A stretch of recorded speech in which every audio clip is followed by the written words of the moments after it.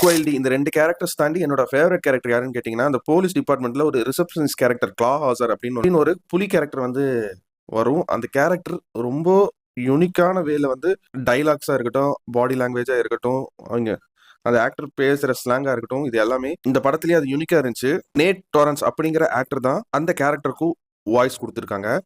Speaking of voice dialogues, இந்த படத்தோட பெரிய பிளஸ்ஸே அதுதான். ஒரு அனிமேஷன் படம்னு எடுத்துட்டாலே அந்தந்த கேரக்டர்ஸ்க்கு கொடுக்குற அந்த ஒரு வாய்ஸ் டீடைலிங் தான் வந்து படத்தோட ஸ்டோரியை இன்னுமே ஆடியன்ஸ்க்கு கன்வின்சிங்கா சொல்ல ட்ரை பண்ணும். அந்த ஒர்க்கை எல்லாருமே சூப்பரா பண்ணியிருக்காங்க.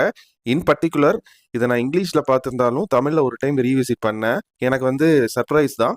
இங்கிலீஷை விட தமிழ்ல வந்து இன்னுமே கனெக்டிங்கா டைலாக்ஸ் வச்சு தமிழ் டப்பிங் டீம்ஸுமே வந்து அழகான ஒரு ஒர்க் தந்திருக்காங்க. Tamil voice artist in particular சொல்லணும்னா ஒவ்வொரு கேரக்டருக்குமே வந்து ஒவ்வொரு ஊரை செலக்ட் பண்ணி அந்த ஊர்ல என்ன ஸ்லாங் பேசுவாங்கன்னு சொல்லி அந்த கேரக்டர்ஸ்க்கு இம்ப்ளிமெண்ட் பண்ண விதம் தமிழ் டப்பிங் ஒர்க் பொறுத்த வரைக்கும் ரொம்ப